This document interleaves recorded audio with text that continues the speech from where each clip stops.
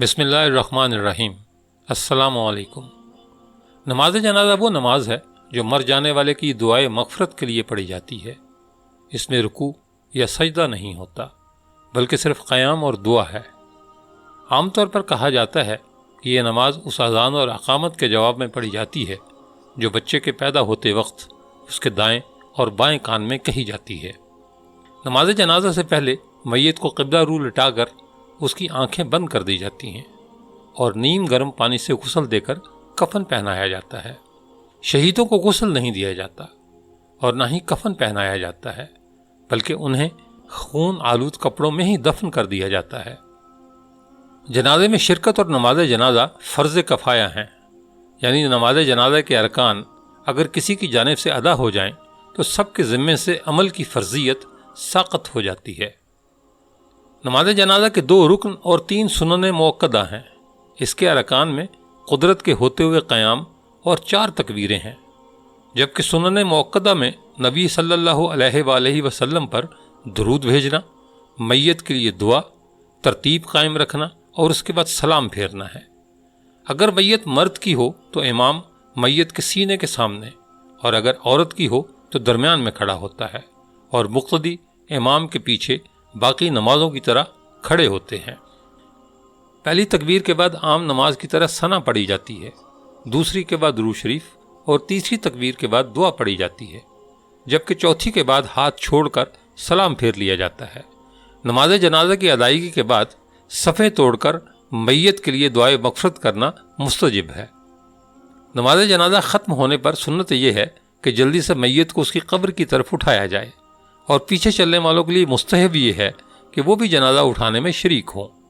میت کو قبر میں دائیں پہلو پر لٹا کر اور اس کا چہرہ قبلہ رخ کر کے کفن کے گرہ کھول دی جاتی ہے، پھر مٹی کے ساتھ قبر کے سوراخ بند کر دیے جاتے ہیں۔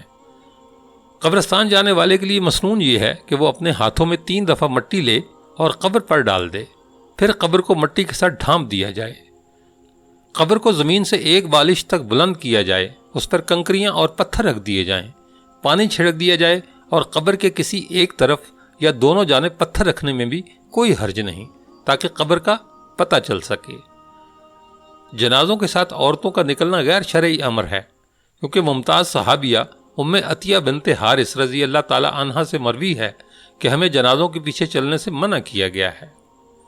نماز جنازہ کی ابتدا کے تعلق سے 2 روایتیں ملتی ہیں۔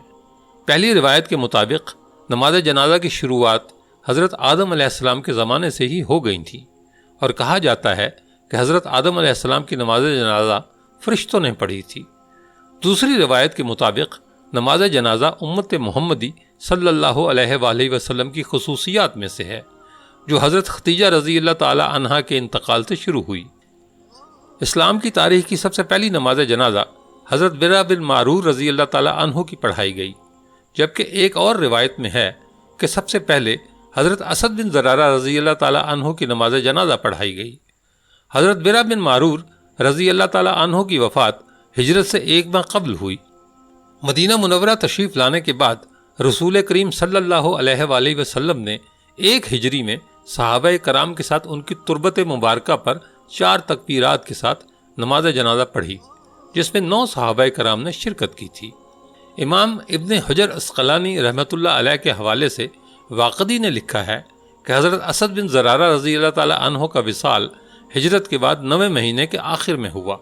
یہ شوال کا مہینہ تھا۔ ہجرت کے بعد سب سے پہلے انہی صحابی کا وصال ہوا، اور یہ پہلے صحابی کی میت تھی جس پر نبی اکرم صلی اللہ علیہ وآلہ وسلم نے نماز جنازہ پڑھی۔